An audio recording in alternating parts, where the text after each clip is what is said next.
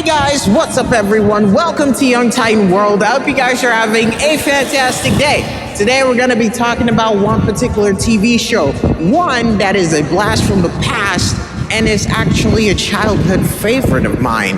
Now, as we get into the details, you're going to realize why all of this seems to be a little bit unsatisfying for me. Because mainly, when we started watching this show, or at least the first time this show came out, it was a little different. But we'll get into details later.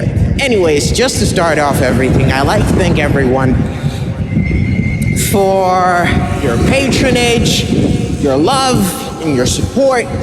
We really have come a long way, and it is all thanks to you.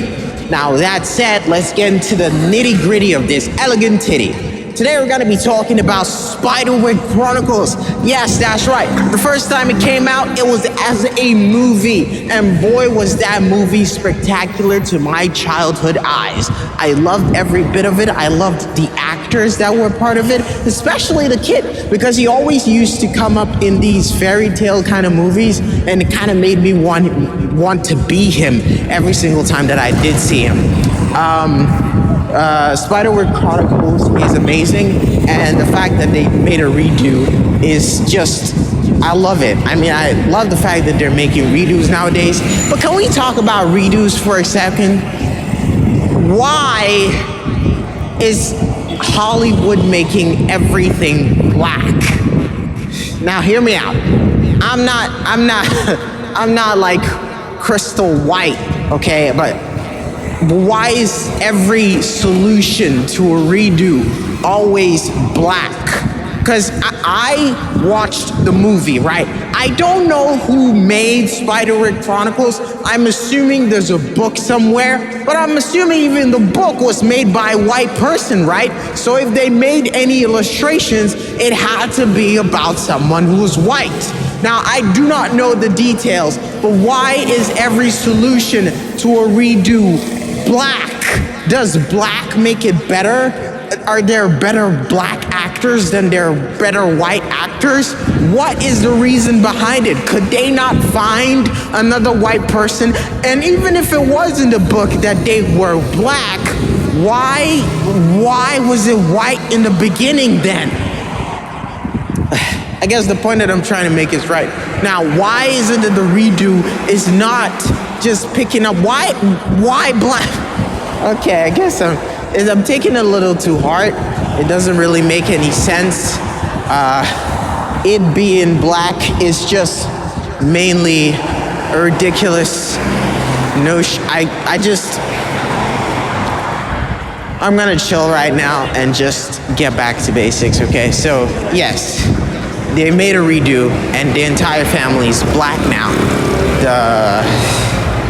We're faced with very interesting characters, very interesting changes too, all of which seem to have been amalgamated just so that it could suit this time.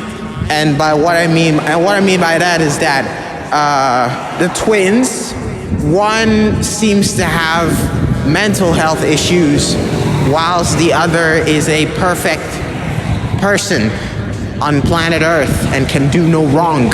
I'm suspecting that the elder sister is gay, and because the auntie was gay, but I'm assuming that's gonna be unraveling on its own, so let's just get down to the details. Now, the story talks about a family that moves into Henson, which is in Michigan, and they're choosing to start a new life there after the wife got a divorce and she wants to reset the clock and bring balance to the family. Now, everyone keeps blaming one of the twins called Jared for all the bad things that is happening to them, because mainly he's a psychopathic crazy person who consistently keeps throwing tantrums and doing all sorts of chaos to avoid the family of peace and quiet. Now, obviously, that could sound synonymous with a number of people on planet Earth, including those who want to be seen, heard, and taken care of. But unfortunately, since that is not really happening, they have resorted to other means of communication, some of which are pretty harmful. But anyways, in Spiderwick Chronicles, we get to know that Mograth and other creatures exist.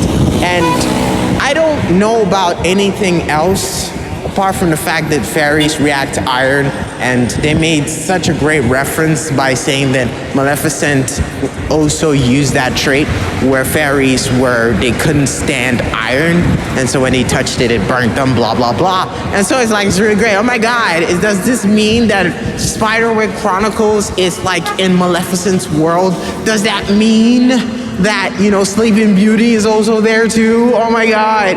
But no, I'm not. If they make a redo again, she'll probably be black, and we don't want that.